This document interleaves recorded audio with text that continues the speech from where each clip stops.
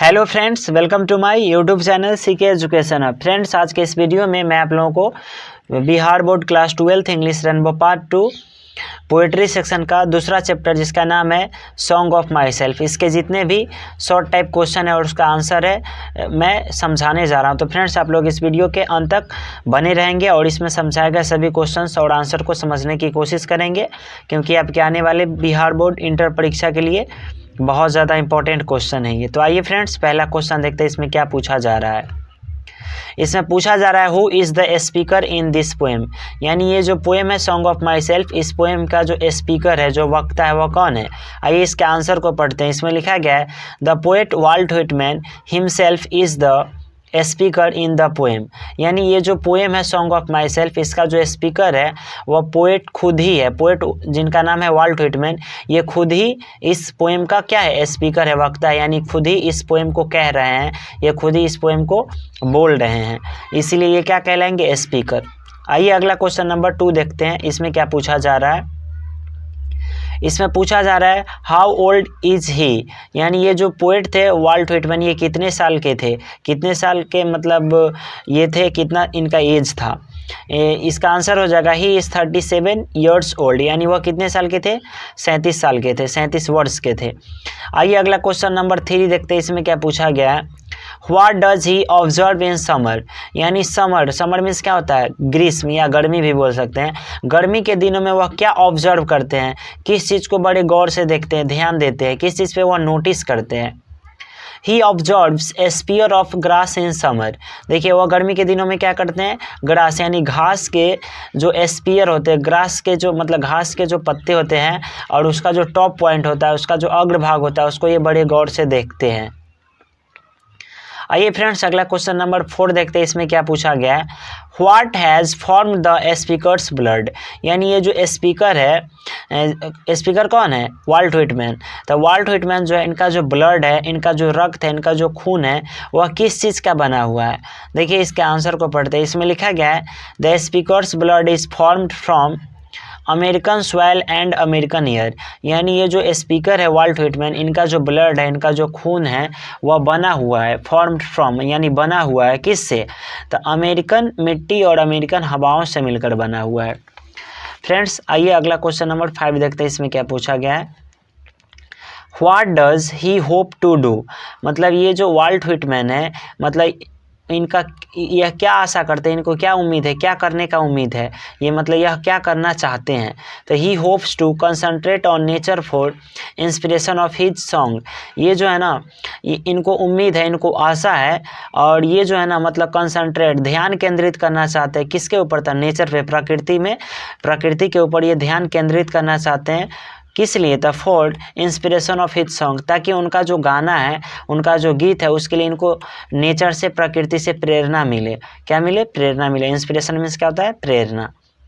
आइए फ्रेंड्स अगला question number 6 देखते हैं। इसमें क्या पूछा गया है what does he want to do with creeds, ये जो क्रीड्स मतलब क्या होता है, मत या विचार होता है। तो ये मत और विचार के साथ वाल्ट व्हिटमैन जो है वह उसके साथ क्या करना चाहते हैं।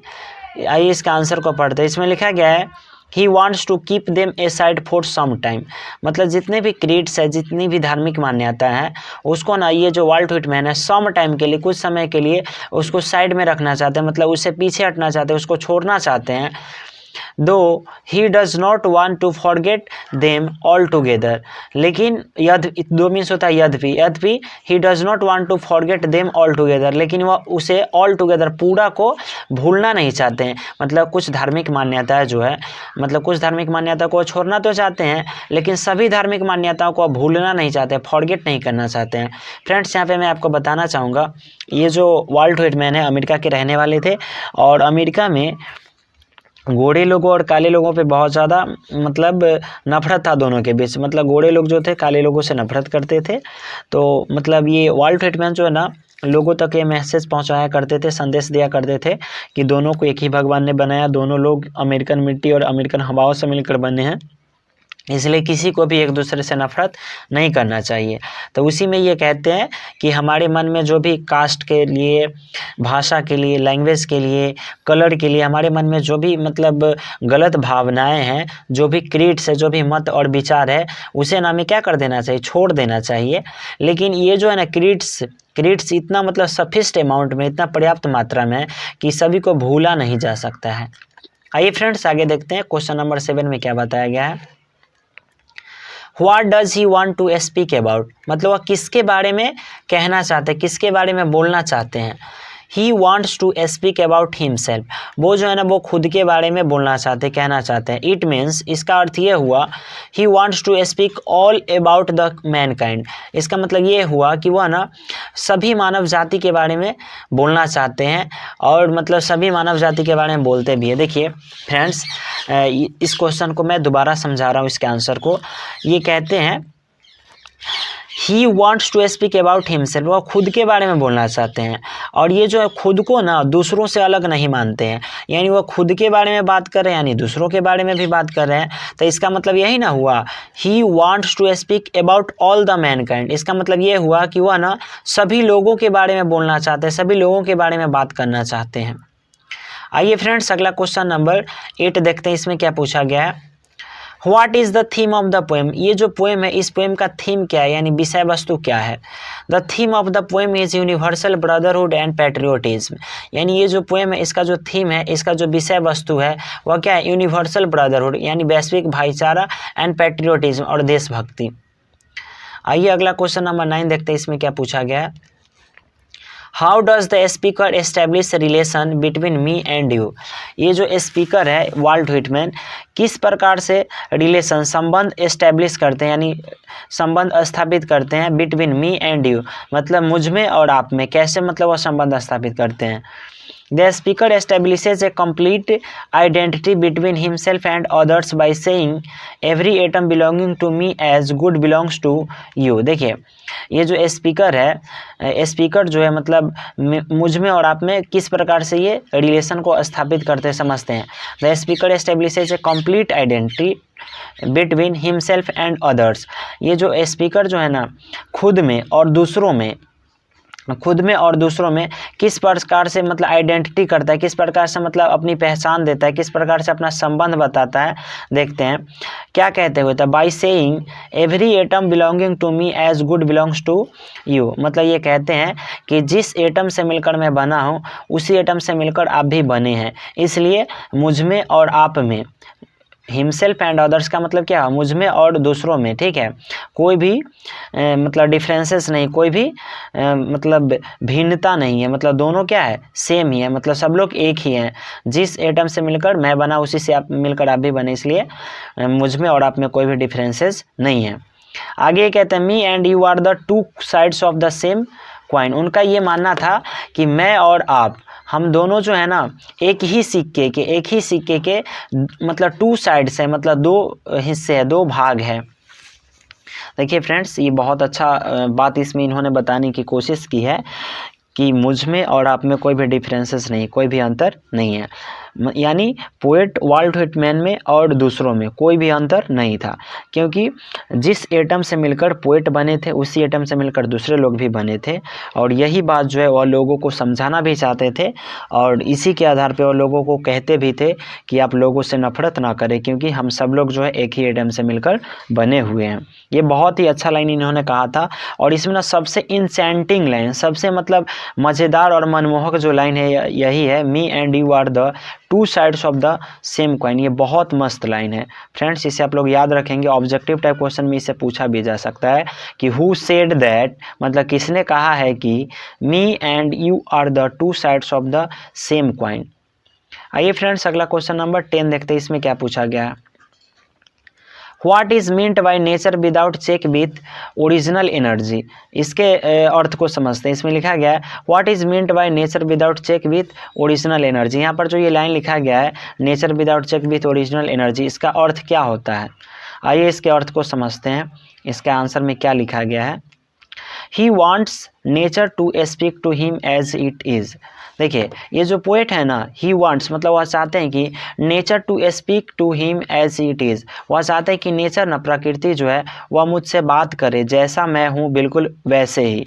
मतलब ये कहते हैं कि मैं चाहता हूँ ना कि नेचर, प्रकृति जो ना वह मुझसे बात करे, और वह मुझसे बात करे तो बढ़ा चढ़ा के ना बोले, जैसा मैं हूँ ना बिल्कुल वैसे ही मेरे साथ वह बात करे। And not as influenced by thoughts and dogmas, और ऐसा ना हो कि वह मेरे विचारों और मेरे नीतियों, मतलब मेरे डॉगमास मतलब ये नीति होता है या विचार होता है, तो वो कहते हैं कि ऐसा नहीं कि वह मेरे विचारों से प्रभावित हो जाए और मैं जैसा हूँ वैसा वह ना बोले। He wants nature to speak to him in its original form and with its full force, वह चाहते हैं ना कि नेचर जो है उनके साथ बात करे, him in its original form मतलब वो अपने वास्तविक रूप में मुझसे बात करे, and with its full force और अपने पूरी ताकत के साथ प्रकृति जो है मेरे साथ बात करे। देखिए इस क्वेश्चन में पोएट कहना चाहते हैं कि प्रकृति जो है ना मेरे साथ जैसा मैं हूँ ना बिल्कुल वैसे ही बात करे, और मेरी बातों से और मेरे विचारों से वह मुझसे प्रभावित होकर कुछ बढ़ा चढ़ा के ना बोले। वह चाहते हैं कि प्रकृति जो है बिल्कुल ओरिजिनल, एकदम वास्तविक रूप में और पूरी ताकत के साथ मुझसे बात करे। आइए फ्रेंड्स अगला क्वेश्चन नंबर 11 देखते हैं, इसमें क्या पूछा गया है। Why does the poet use you twice, मतलब पोएट जो है इस पोएम में यू का प्रयोग 2 बार क्यों किए हैं। The poet use you twice because he wants to address as all others, he addresses them as you। देखिए पोएट इस पोएम में यू का प्रयोग 2 बार इसलिए किए हैं क्योंकि, बिकॉज मतलब था क्योंकि, ही wants to address as all others क्योंकि वह सभी को एड्रेसेस संबोधित करना चाहते थे। ही एड्रेसेस देम एज यू, और उन्होंने मतलब सभी लोगों को यू कहकर ही एड्रेस किया, संबोधित किया, इसीलिए वह यू का प्रयोग 2 बार किए हैं। देखिए फ्रेंड्स इसमें कुछ ट्रू फॉल्स दिया गया है, उसको मैं इसी वीडियो में समझाना चाहता हूँ। लिखा गया write true for true statements and false for false statements, यानी सही के लिए ट्रू लिखना है और गलत के लिए फॉल्स लिखना है। आइए पहला देखते हैं, पहला जो क्वेश्चन इसमें क्या लिखा गया है। The poet enjoys himself and sings for himself. ये जो पोएट थे या मतलब खुद ही गाते भी थे और खुद ही खुशियाँ मनाते थे, तो ये स्टेटमेंट सही है, यानी ट्रू स्टेटमेंट है, ये सही बात है। The speaker is different from others, ये कहते हैं कि स्पीकर जो है मतलब दूसरों से अलग थे, तो नहीं, उनका ये मानना नहीं था। स्पीकर का मानना था कि नहीं, जैसा मैं हूँ बिल्कुल वैसा दूसरे लोग भी है, और वह दूसरे लोगों से नफरत भी नहीं करते थे, इसलिए ये जो स्टेटमेंट दिया गया ये गलत स्टेटमेंट्स है, इसलिए यहाँ पे क्या लिख दिया हूँ, फॉल्स लिख दिया हूँ।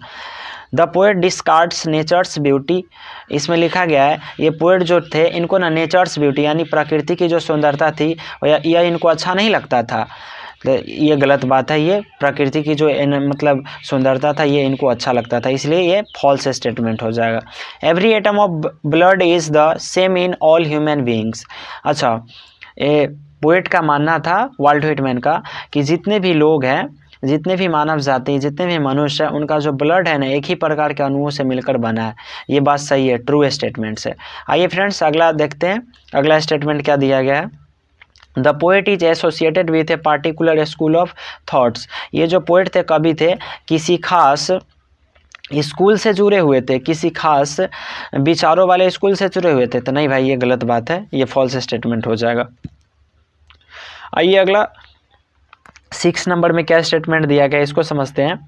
The poet has overcome his greed, मतलब पोएट को जो है अपने लालच पे ओवरकम मतलब आधिपत्य हासिल था, मतलब जीत हासिल था, मतलब ये अपने लालच के बस में नहीं थे।